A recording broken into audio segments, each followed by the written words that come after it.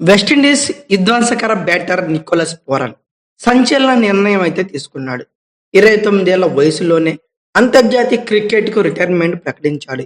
ఇది ఎంతో కఠినమైన నిర్ణయం ఇన్‌స్టా వేదికగా వెల్లడించాడు. ఎంతో ఆలోచించి ఈ నిర్ణయం తీసుకున్నానని, తనపై ప్రేమ చూపించిన అభిమానులకు కృతజ్ఞతలు అంటూ పోరన్ తన పోస్ట్‌లో అయితే పేర్కొన్నాడు. డియర్ ఫ్యాన్స్, చాలా ఆలోచనలు, పరిశీలనల తర్వాత అంతర్జాతీయ క్రికెట్‌కి వీడ్కోలు పలకాలని నిర్ణయించుకున్నాను. ఈ ఆట నాకెంతో ఇచ్చింది. ఇంకా ఇస్తూనే ఉంటుంది. ఈ ప్రయాణంలో ఎంతో ఆనందం, ఎన్నో మరుపురాని జ్ఞాపకాలు ఉన్నాయి. వెస్టిండీస్‌కు ప్రాతినిధ్యం వహించడానికి గర్వంగా భావిస్తున్నా. మెరూన్ జెర్సీని ధరించడం, మైదానంలో నిలబడి జాతీయ గీతం ఆలపించడం, జట్టు కోసం శాయశక్తులా కృషి చేయటం, ఇవన్నీ నాకు ఎంత ముఖ్యమో మాటల్లో చెప్పలేను. వెస్టిండీస్ జట్టుకు సారథ్యం వహించడం ఎప్పటికీ మర్చిపోలేను. అత్యంత అరుదైన గౌరవంగా భావిస్తాను. నాపై ప్రేమను చూపించిన అభిమానులకు కృతజ్ఞతలు. కష్ట సమయాల్లో అండగా నిలిచారు. నా సక్సెస్‌ను సెలబ్రేట్ చేసుకున్నారు అని చెప్పుకొచ్చాడు.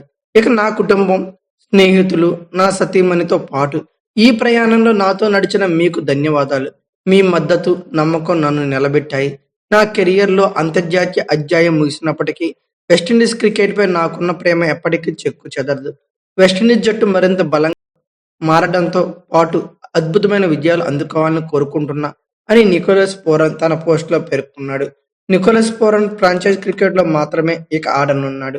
అయితే 2016లో పాకిస్తాన్తో దుబాయ్ వేదికగా జరిగిన టీ20 మ్యాచ్తో అంతర్జాతీయ క్రికెట్ అరంగేట్రం చేసిన నికోలస్ పోరన్ 106 మ్యాచ్లు ఆడి 2275 పరుగులైతే చేశాడు. ఇందులో 13 హాఫ్ సెంచరీలు ఉన్నాయి. 2019లో ఇంగ్లాండ్తో జరిగిన మ్యాచ్తో అంతర్జాతీయ వన్డేలోకి అడుగుపెట్టిన నికోలస్ పోరన్ 61 మ్యాచ్ల్లో 1983 పరుగులు చేశాడు. ఇందులో 3 సెంచరీలతో పాటు 11 హాఫ్ సెంచరీలు ఉన్నాయి.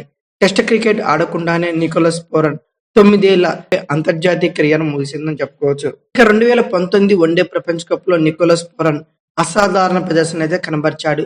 9 మ్యాచ్ల్లో 367 పరుగులు చేసి విండీస్ తరపున టాప్ స్కోరర్గా నిలిచాడు. ఈ టోర్నీలో శ్రీలంకపై తొలి సెంచరీ సాధించిన నికోలస్ పోరన్ నెదర్లాండ్స్ పై, నేపాల్ పై మరో 2 శతకాలు చేశాడు. ఇక ఈ టోర్నీలో పోరన్ కనబరిచిన అత్యుత్తమ ప్రదర్శనకు ఐసీసీ రైజింగ్ స్టార్ అని పేర్కొంటూ అభినందించింది. ఇక విండీస్ టాప్ స్కోరర్ గా ఇతనే ఉన్నాడని చెప్పుకోవచ్చు. టీ20లో వెస్టిండీస్ తరపున అత్యధిక పరుగులు 2275 పరుగులు సాధించిన ఆటగాడిగా పోరన్ అయితే నిలిచాడు. ఈ క్రమంలో అతను క్రిస్ గేల్ రికార్డును కూడా అధిగమించాడు. భారీ సిక్స్లు బాదటం, తన విధ్వంసకర బ్యాటింగ్ తో క్షణాల్లో మ్యాచ్ స్వరూపాన్ని మార్చేయటం నికోలస్ పోరన్ నైజం అని చెప్పుకోవచ్చు. 2024 టీ20 ప్రపంచ కప్ లో 24లో పోరన్ 113 మీటర్ల భారీ సిక్సర్ అయితే కొట్టాడు. నిక్కీ పి అని ముద్దుగా ఇతన్ని పిలుచుకుంటారు. అలాగే టీ20లో వెస్టిండీస్ కు సారథ్యం కూడా వహించాడు. జట్టులో కీలక ఆటగాడిగా మారాడు. వచ్చే ఏడాది టీ20 ప్రపంచ కప్ జరగనుండగా పోరన్ రిటైర్మెంట్ క్రికెట్ అభిమానులు కొంతవరకు షాక్ ను గురిచేస్తుందని చెప్పుకోవచ్చు.